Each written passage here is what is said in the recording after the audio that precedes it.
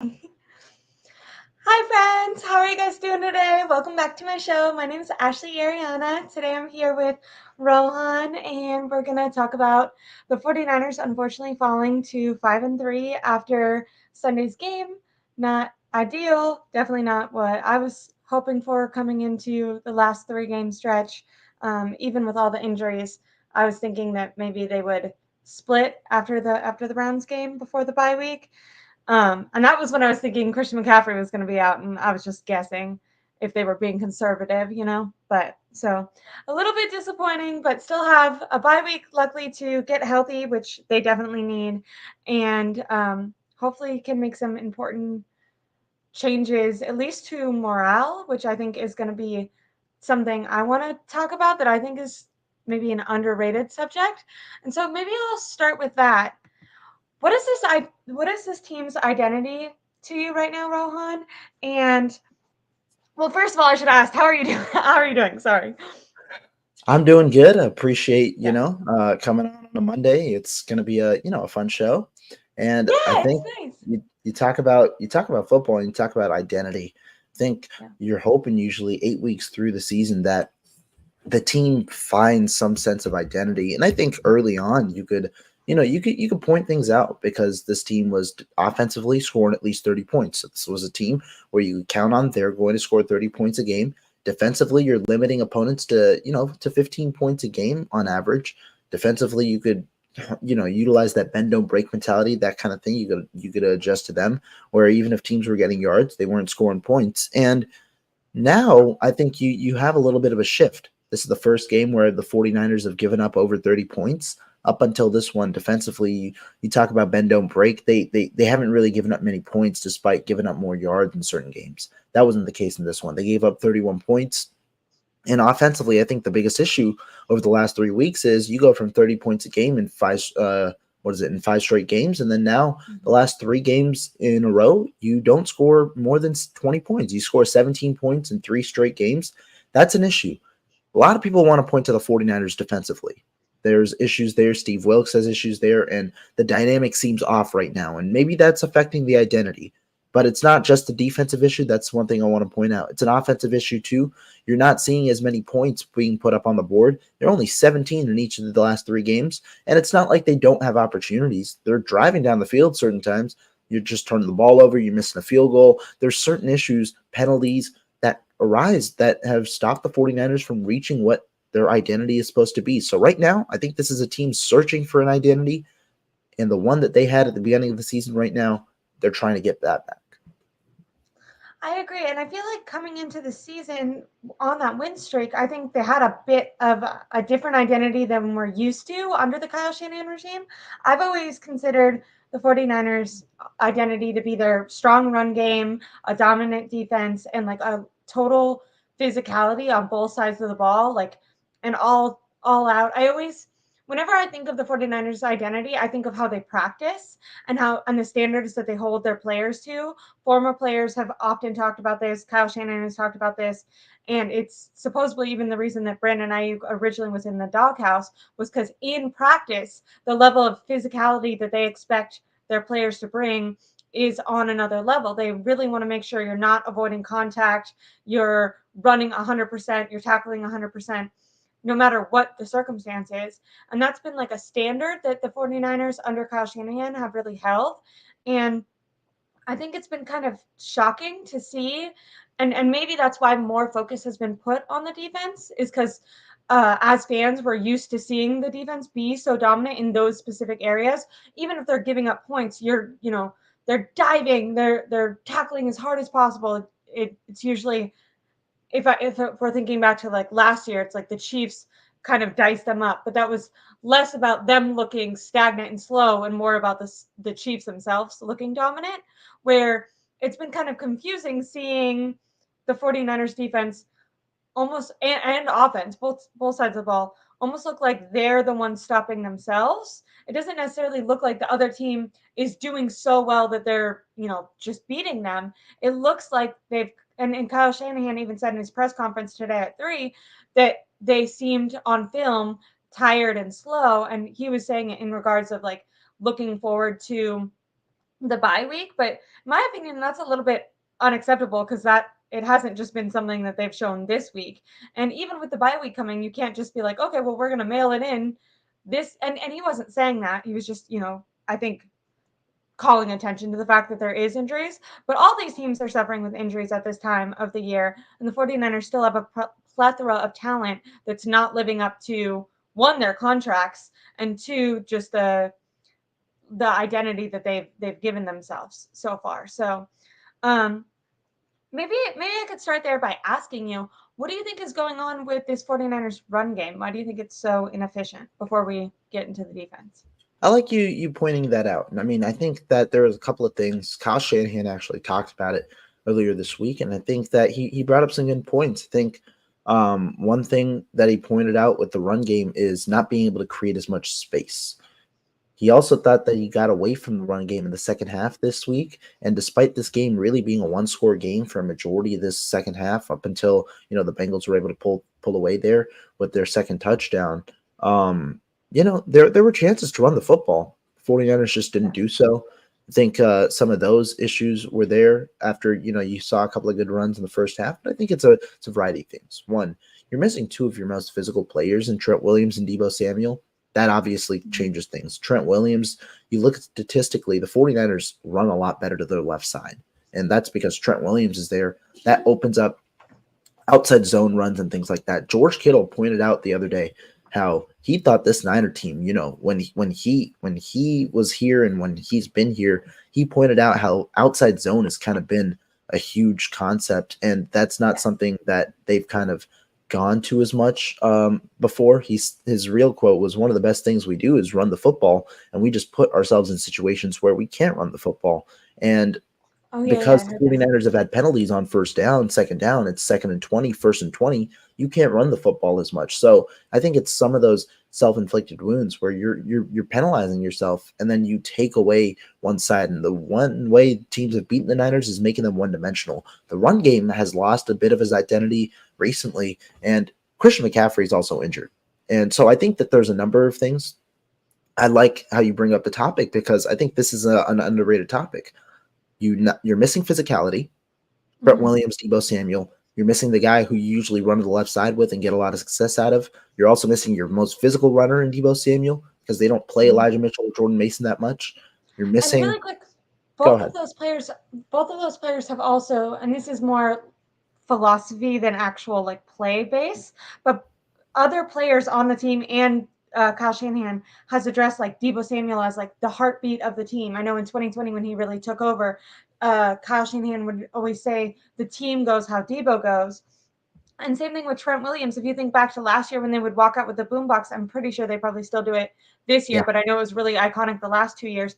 Trent Williams and Debo Samuel were the guys who would walk out kind of leading that charge or confidence, setting that tone, which I think all those things, like I said, they're kind of woo-woo based because it's just words. But I do think that that matters to the team. And when we're talking about Kyle saying like, okay, they're looking a little stagnant, they're looking a little slow, I think missing two of the most pivotal uh, motivation based guys is probably actually an important loss that aside from just their play, like they're great players, but also you're missing that like emotional uh, grit that they bring. No doubt. I also think, though, the more important thing is San Francisco should still win. I think they should win without both of those guys in some of these games. And so I think that that's another important thing. San Francisco still got to win these games. And so I do think that that's one factor. But you talk about penalties and things like that backing you up. Those can't happen to the extent that they're happening. And I think that goes to discipline, similar to turnovers and things like that. That goes to discipline. And the 49ers need to improve on that. And that starts up top. And so I think it's a variety of things. I think the run game needs to improve. But I also think Christian McCaffrey isn't at 100% right now. The oblique injury, those take a while to heal from. Yeah. And I don't know how smart it was to play him through it. Now you get a whole bye week to continue. And so hopefully you come out of it, re-energized and things like that. Shanahan said they played slow on tape. You don't want to play slow with the Niners. You want to play fast and physical.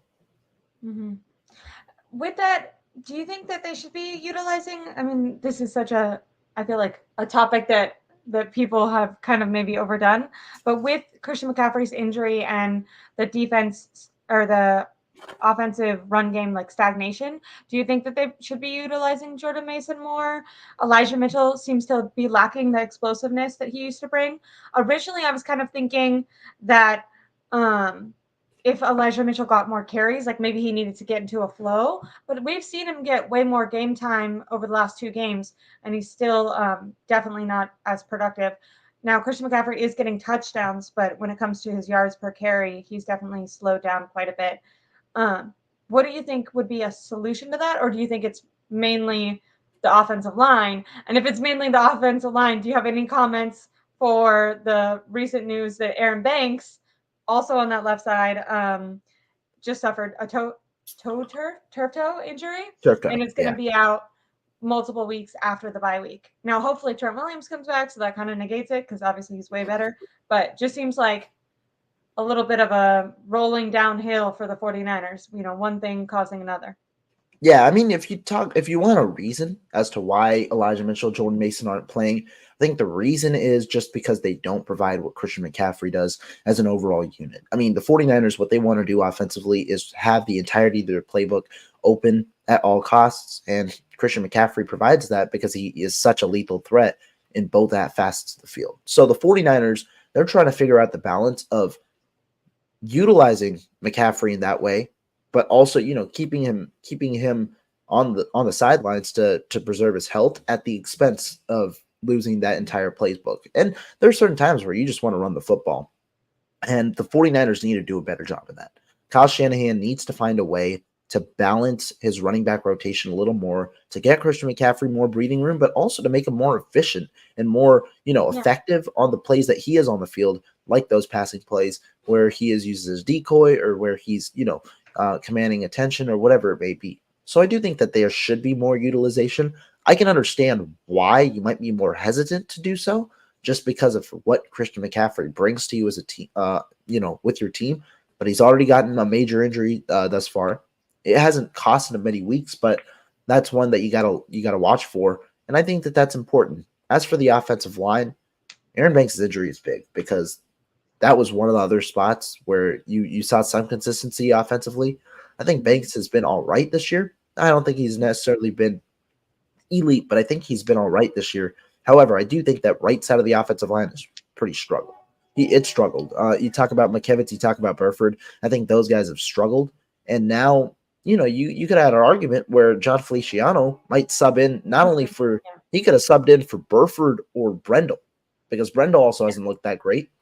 Now you're going to have to start him at left guard, and so I think when you talk about it, that interior offensive line is getting worse. And that's an issue because the 49ers, even if they get Trent Williams back, you do want to see that offensive line shored up. And so right now, you might miss Aaron Banks for a week or two, and that might put you again in the loss column if you're facing against, a tougher defense, depending on how long he ends up being out. Because the issue is a lot. The 49ers, not only this year, but in years past, they've struggled with the interior defensive linemen that are really good. You talk about last year, Week 6 against the Atlanta Falcons, they struggled against Grady Jarrett. Grady Jarrett changed the direction of the game. And if you talk about a couple of the games this year, you talk about Cleveland, they struggled against Dalvin Tomlinson, Jordan Elliott. They struggled, against a couple of these matchups in the last few weeks, and I think that that's pretty noteworthy this week as well. You talk about the defensive line. I thought Cincinnati got better of them with their defensive line versus our offensive line. Completely agree, which it's just a little bit disappointing that because I had heard a lot of that too with the having Feliciano maybe step in for Burford, and now him needing to take over for Banks is is a shame. Banks definitely isn't a world beater, but I feel like when you don't hear a guy's name, that usually means he's doing pretty good. And I feel like over this last year, he's been called more. Really quick before moving to our next topic, I thought this one was funny. He says, "No identity crisis. We are McFlurry machine at McDonald's, vanilla play calling, and always broken." And I just wanted to Oh, laugh it's with funny. you. If Yeah. you've had, did you? I used to love McFlurries like after on Fridays. Like I did cheer, so we would have practice, and then my dad would take me and my friends to And then it would go McDonald's. right after. Yeah. Yes, and I would always get the Butterfinger one, but I like to like eat the chocolate off the Butterfinger first, and then I would make my dad get the M&M one, and I would try to steal his too. So I like secretly got two different flavors. So, have you ever had a McFlurry? And Yeah. I've had them at some pretty interesting times, I'll say that, in the night. And so yeah. sometimes, you'll just chill. You'll go to McDonald's at the end of the night or something. You'll order a McFlurry, and hopefully they still got them. So, but yeah, definitely some nice memories with them. And then speaking of my dad really quick, he said the O-line isn't doing their job, period. Super bold. So, he means business. I agree, and it unfortunately does not seem.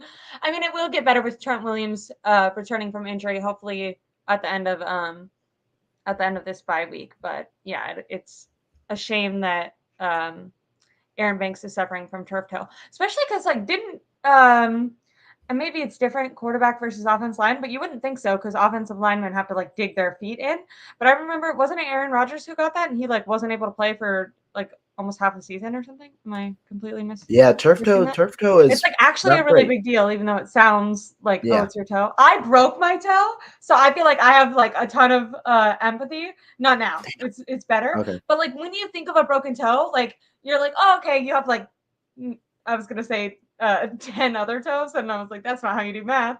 You have 9 other ones. So, but your toes, they hurt. If you can't, I couldn't walk. I was like, you have to lift your toe up. I have no idea how people would play a sport with a toe injury. Mm-hmm. So not ideal for that.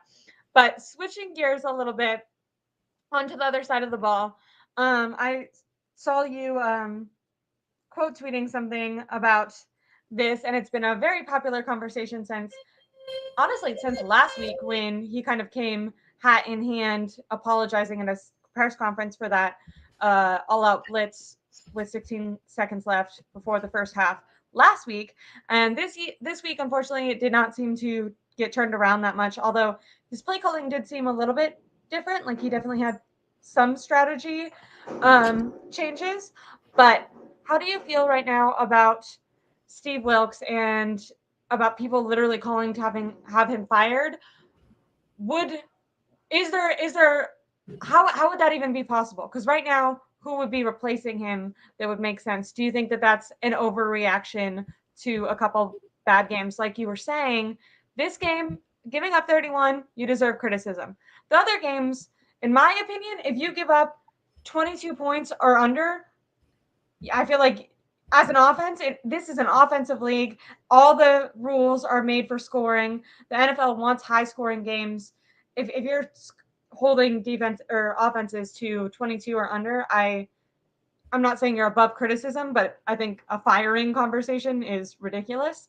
But I will admit that when you're watching them, let alone not talking about points, but just when you're watching the defense, it does not look like a defense that I recognize as a 49er fan. I think something that illustrates that really well was Joe Burrow was about to get sacked, or he wasn't about to get sacked, but he was facing pressure. He seemed completely unfazed by the pressure. 4 guys around him, none of them sack him for some reason. He's able to shimmy out, and Charvarius Ward is right here. Zero reason for him not to just tackle him. He kind of puts out his hand a little bit and then jumps to the side of him.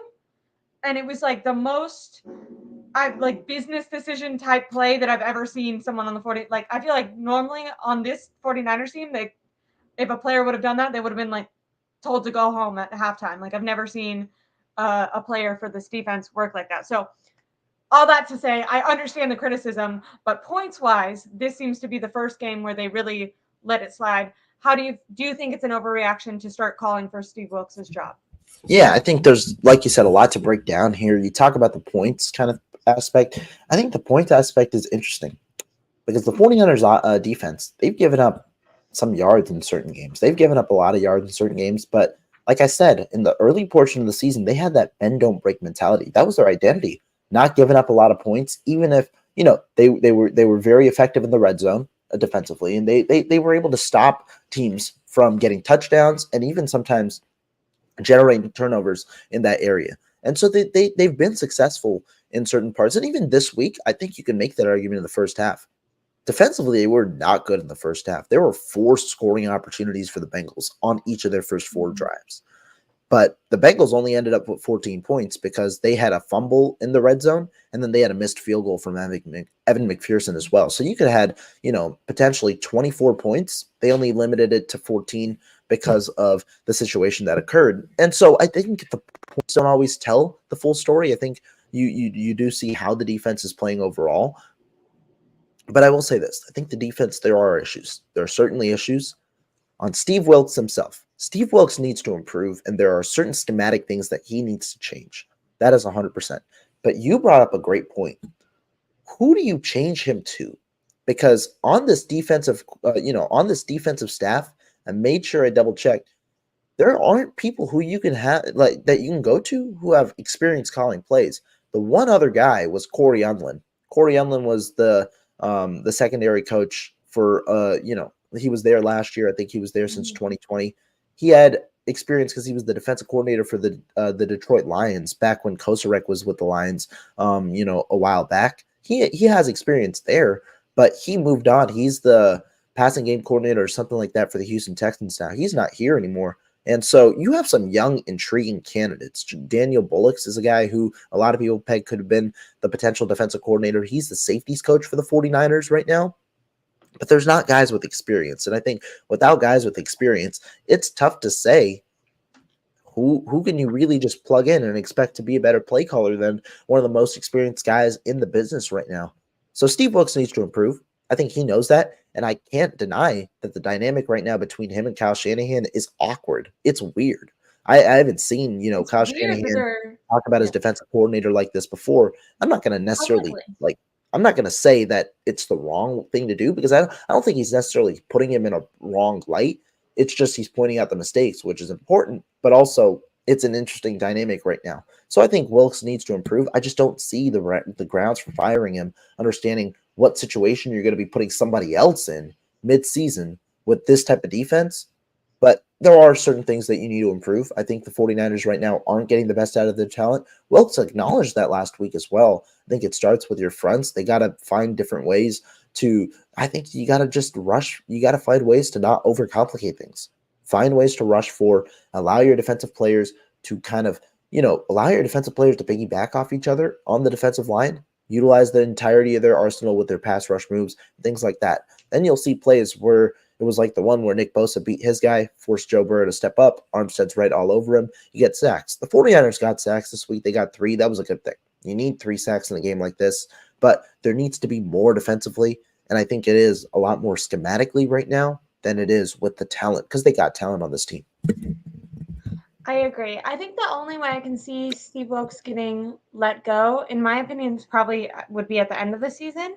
But if it was midseason, I think I like how you pointed out the kind of weirdness of Kyle Shanahan calling Steve Wilks out in press conferences. Last week, he really put that loss on Steve Wilks and then didn't come out, or that play calling decision on Steve Wilks, and then it didn't come out until like 4 days later to kind of take his own accountability for it.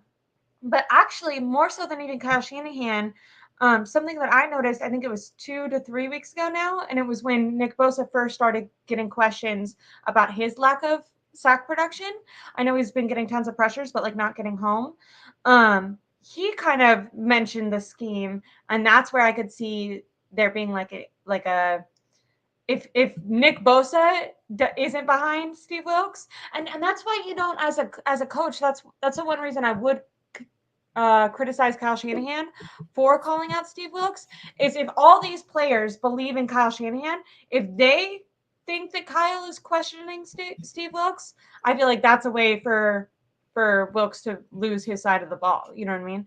But yeah, I could see if Nick Bosa wants you fired, I think you get fired on this team because I think the Yorks, Kyle Shanahan, anyone will do anything to make sure Nick Bosa gets his production back. Because actually, when you look at the amount of sacks, was it you that was literally telling me this? I might be speaking to preaching to the choir.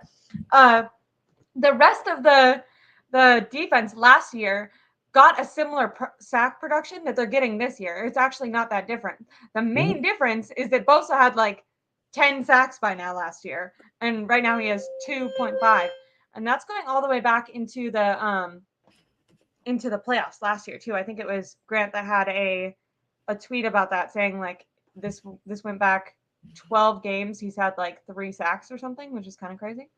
Yeah.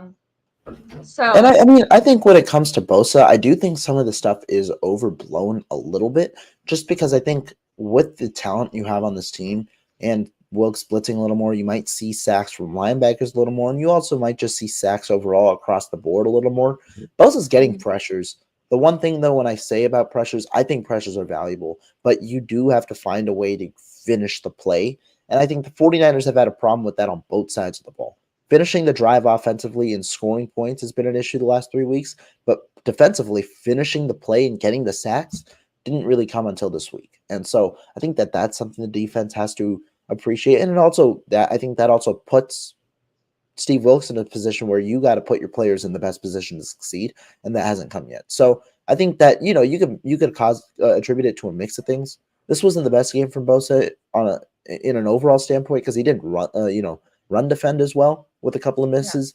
But yeah, I mean, I do temper it a little bit on the criticism for Bosa, even though he hasn't had the sack rate that he has had in the past. But I think that there's some valid criticism, but I also think that a part of it is overblown. Something that I saw was opposing quarterbacks have a 144.4 passer rating when under pressure versus the Niners in the last 2 weeks. I think it was you that I asked a couple weeks ago because it was against Kirk Cousins, so it was last week, where I said, I wonder if there's something on film that other teams are able to pick up, because even when I first noticed this with Kirk Cousins, even when there was like 4 guys around him, he knew exactly where to throw the ball. And we saw a similar thing with Joe Burrow, although he was sometimes more able to scramble than Kirk Cousins, who kind of stood in there. But that's kind of like an astounding passer rating for quarterbacks under pressure. Why do you think that that's happening? Is it something to do with is it just the pass rush and the secondary are not meshing right now? Why do you think quarterbacks are able to perform so well when under pressure, when previously I feel like the pressure that the 49ers brung really startled quarterbacks and maybe caused them to make erratic decisions or take sacks just because they would be so fearful of the D-line that the 49ers have. I mean, they supposedly should be better this year, right? Like they went out and spent money on Hargrave. I think it's the way that they're generating pressure, because sometimes a lot of these pressures might come with 5, rushing 5, maybe rushing 6, even if they rush 4, because the way that you create pressure also affects the way that you're covering. And so sometimes, if it's one-on-one coverage and you're running to open space, it's easier for quarterbacks to hone in on their receivers and find ways to complete the first down. You also have to look and give credit to the quarterbacks. I think when you look at the 2 to 3 quarterbacks that they faced, because PJ Walker really didn't have a great game. He was 18 to 34, 192 yards, had the interceptions as well. So he didn't have the best game, but these 2 quarterbacks have notoriously been pretty solid in these situations. Kirk Cousins, Joe Burrow. So I think you do give them credit, but at the end of the day, these are the type of quarterbacks that you're going to face in the Super Bowl or in the NFC Championship or in the playoffs. You got to be prepared for that. And so I think it's also getting to mixing up some of those coverages. And I mean, it also is situational. There was a play call. The 49ers called a timeout. They come out of it. It's a 3rd and 9. That play call was a very interesting one. The Bengals go 4 out. They put out four different receivers or 4 different pass catchers out. They got run out of empty. Because Joe Mixon was out. They have Dre Greenlaw matched up in the slot against Jamar Chase. They've also got the whole middle part of the field wide open because they're trying to. They don't put anybody in the middle of the field because it's just one-on-one coverage across the board, and then you've got your 2 safeties. Too high. You got your 2 high shell. That allows not only, for so much space over the middle for receivers to operate out of, where you're going to be able to find a route, or what happened on the play. Joe Burrow takes off and he goes untouched 9 yards for the first down. It's certain things like that where it's situational, where you've got to find a way, even if pressure is getting there, flushing him out of the pocket, you got to find a way where every part of the play is working. And right now, that isn't the case for the 49ers. Definitely agree. Really quick, I wanted to address some of these comments. This guy, oh, that's not what I was trying to say. This guy says, Inventive Film says Chris Kocurek, the D-line coach, would replace him. So Chris Kocurek, I think, is a wonderful position coach, and he is paid very, very well. He's been interviewed before and asked this question. He actually said that he isn't interested in being a defensive coordinator. I guess he's tried it before, and he said that when he was looking at it, he just kept looking back at the defensive line. He wasn't really interested in the secondary. Now, maybe these things have changed. I know that interview, I think, where he was asked about that was last year in preparation for D'Amico Ryan's moving on. I think reporters were curious if they would look in-house and if Chris Kocurek would be interested in something like that. And at the time, he did say that he was not interested in that defensive coordinator position. I will say I understand why your brain would go there. He's definitely very highly regarded around the league and in this 49ers office. Do you have anything to say about that really quick, Rohan? Yeah, I think he'd be better suited. Even if he was a DC, he'd be better suited where he had a head coach who was the defensive play caller. I don't know if he's that interested in being the defensive play caller. He might be interested in the title and the money that it provides, but he's a defensive line coach through and through. He's going to be hands-on with the defensive line and things like that. And once again, like I pointed Also, out the D before, line isn't doing great right now, so. I mean that, but once again, the thing I pointed out before is he's never been a play caller. Like that's another thing. Yeah. You talk about the growing pains Wilks is going through. I just wonder, who do you shift to? I don't. There's nobody who has extensive play calling experience, especially in the NFL level, who has extensive play calling experience that you could really rely on as another voice in that locker room. Yeah. I feel similarly to the fire Steve Wilks conversation as I do of the should the 49ers go to Sam Darnold conversation. If you Oh want to win yeah. a Super Bowl, if you want to win a championship, you're not firing your defensive coordinator midseason. You're not changing your quarterback. That's just like not. I don't think anyone is going to be going making those decisions right now if they're really trying to go all in on this season, which I think they're still trying to install faith in. Really quickly, this commentator says Philly and Seattle are playing chess while we're playing checkers. That Philadelphia game was very impressive. I think the way we're talking about the 49ers identity and maybe the offense right now kind of shows like a lack of they're kind of front runners right now. They kind of, I mean, even with those George Kittle comments, he basically was like, hey, if we're not winning right off the bat, then we kind of have to ditch our identity in order to, can't do what we want. Where Philly was able, I think at one point where they were like, it was like 3-17 or something, or maybe even more than that for the Commanders. Talk about a defense, like no one's threatening to fire the Philadelphia defense, even though they gave up like 30 points to the Commanders, letting Sam Howell walk all over them. And no one cares because the offense was able to keep up. So, yeah. And then did you see the Seahawks? They traded for Leonard Williams today. Do you have any thoughts on that? I know he was a D lineman for the Giants. He had a really good 2020 season. Yeah. It's been okay.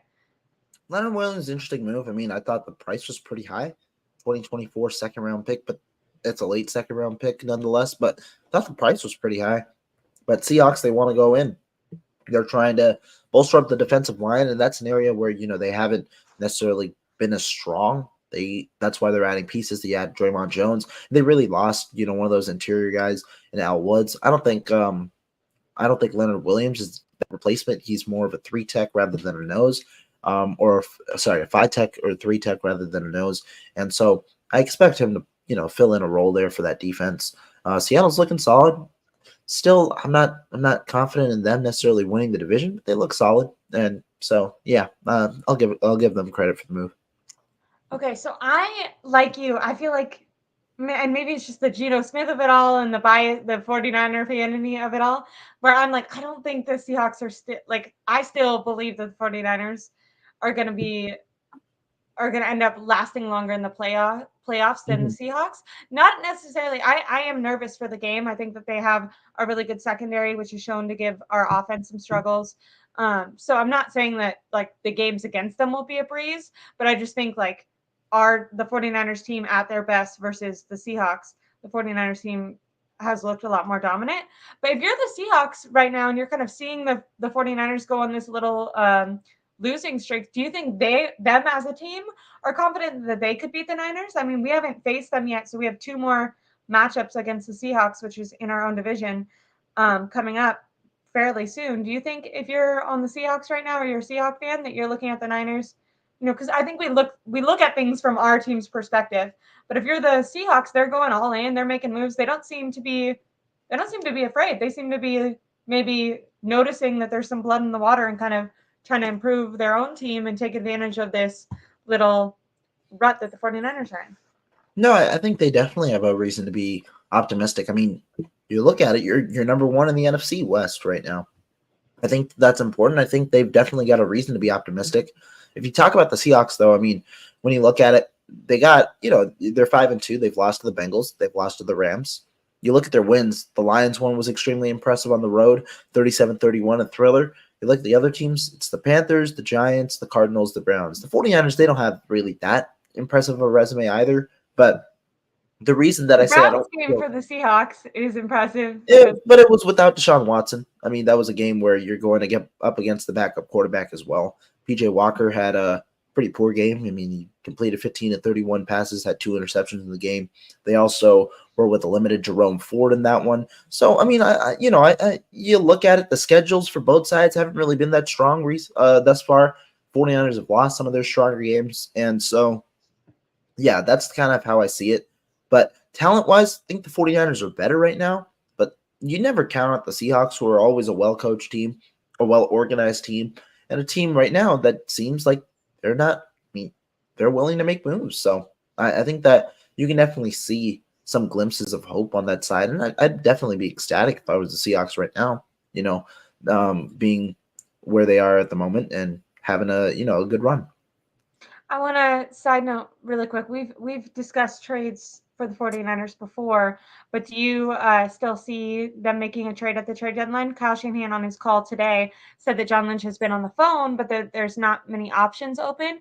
I've been kind of I think it was from your article, but it was like 3 weeks ago now. So I've said Mhm. this for a while that Jalen Johnson, in my opinion, seemed like a reasonable candidate because I think when you put that out there was when the Patrick Surtain talk was kind of heating up, and in my opinion, with the offensive line struggles that we're talking about right now, I just don't think it's realistic that the 49ers are going to give away a first round pick, and I think in order to get that, you'd have to give away a first round pick and more.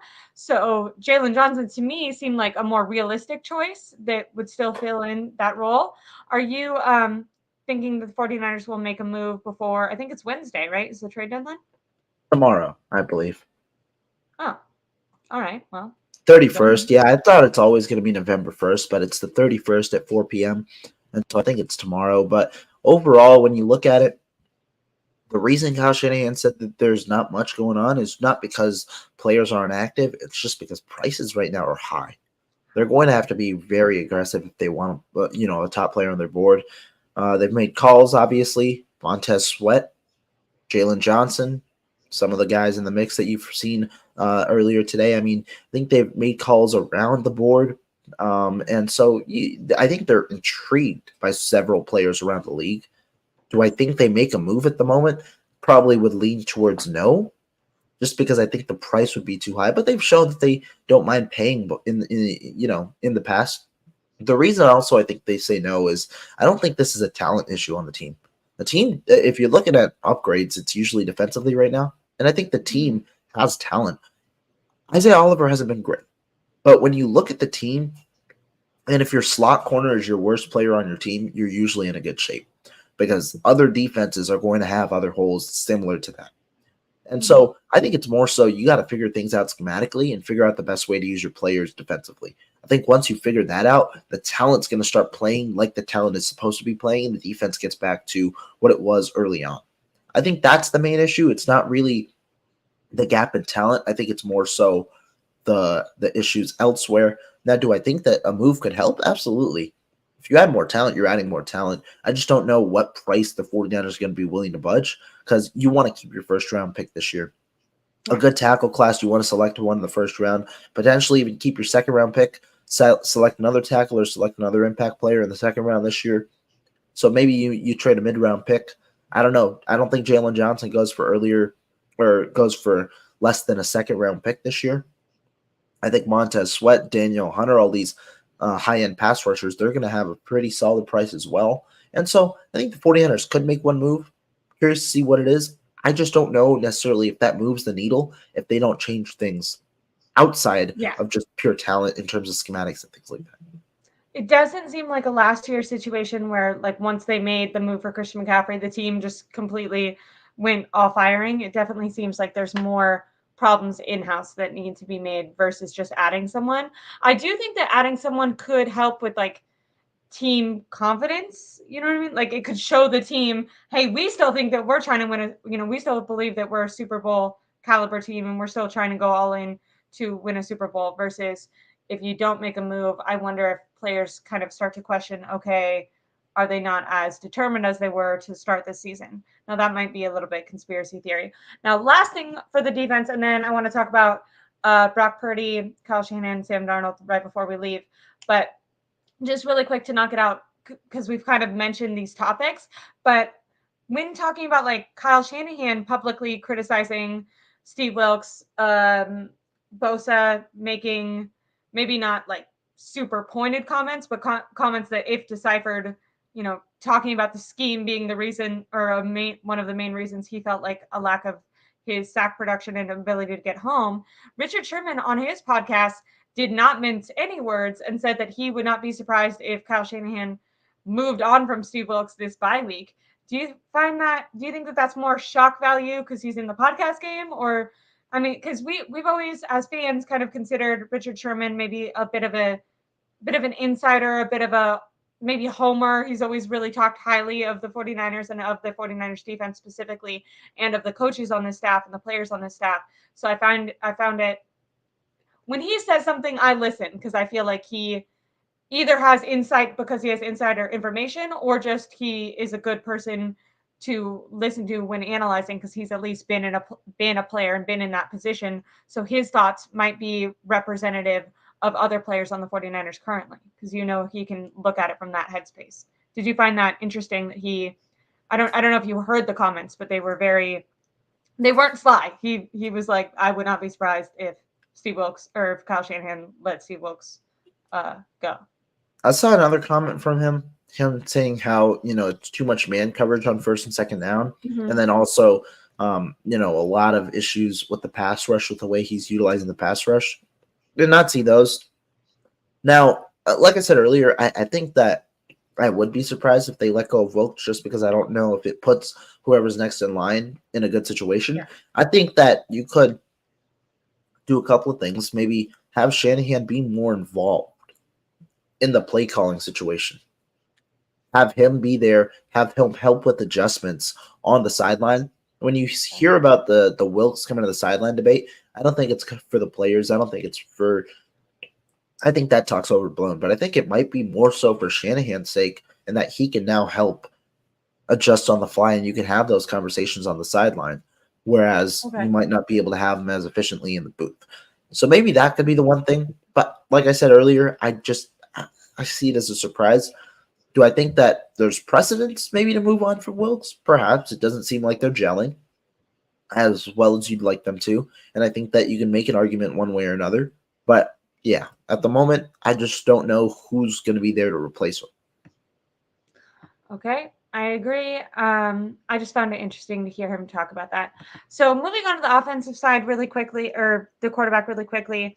I saw someone say that they thought it would be like an interesting thought experiment to grade Brock Purdy so far as a quarterback in the NFL. If you were to grade him A through F, what level do you think he's played at so far in totality of his entire career? What I'm going to make an argument. I'll start. So, because I feel like maybe I'm not setting up the question well.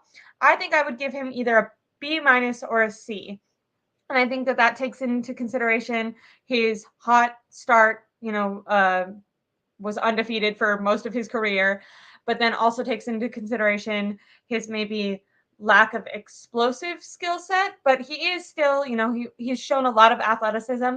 Actually, it's kind of interesting, right? Because how the outcome of a game ends up forming the narrative of the quarterback. And to be fair, all 5 of Brock Purdy's interceptions have came in the second half of games in like when the 49ers are only down by 1 touchdown. So in really terrible times has he turned the ball over. Like he's made the mistakes at the worst times. It's not just making mistakes, but it's also where he's made them. In the red zone on the 5-yard line, is so much worse than an interception on the other side of the field. So his bats have been really bad, but his highs have been really high. So I would give him probably a B minus. And I think he can turn it around. Why do you think all of a sudden his turnover luck has been so negative? Because he's always had a high level of turnover worthy plays, but right now the luck is not swinging his way. How do you feel about Brock Purdy after this game overall as a quarterback? Yeah. I think you and me are actually pretty spot on in terms of where you and I evaluate him. Mine's a C plus. When you asked the question, I was thinking C plus, and then you said B minus to a C. So right in that range.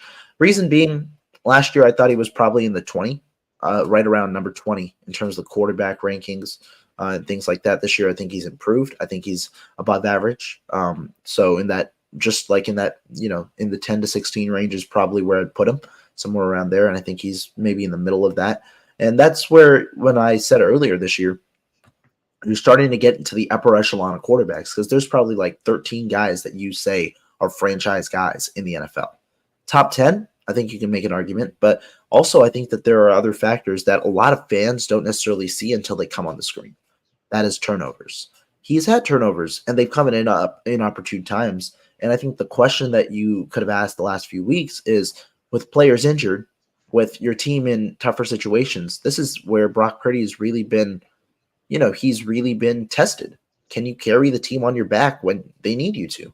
And unfortunately, 3 weeks straight, the answer hasn't been yes. The first few weeks, it's been not necessarily close games. You've been comfortable. You've made so many explosive plays that the little mistakes have gone away. And I mean, it's not that they've gone away, but they don't really matter. Now, with games being closer, the little mistakes matter, and unfortunately, they're hitting. Now, the second part, you pointed out turnover-worthy play rate. It's been high throughout Brock Purdy's career.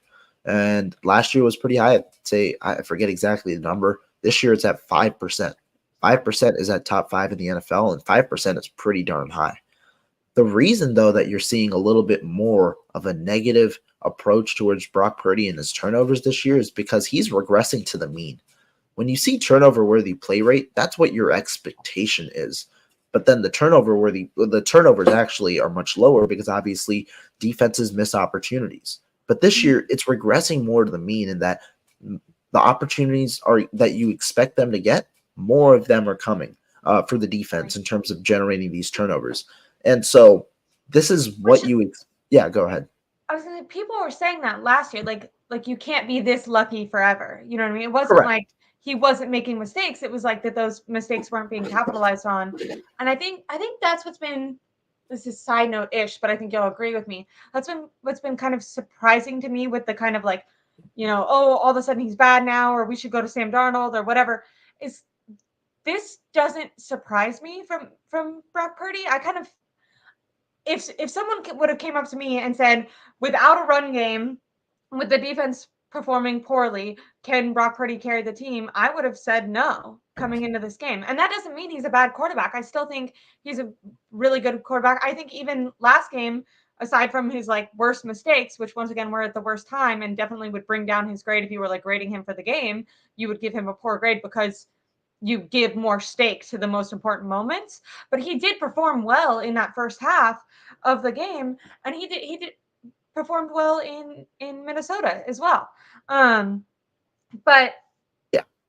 I got a little lost there. Oh, I was just saying, in my opinion, when you reflect on Brock Purdy's skill set, it never surprised me that he needed a coach that was calling a good scheme. I think people have said that since the beginning, that he really benefits from Kyle Shanahan's system and from the players around him.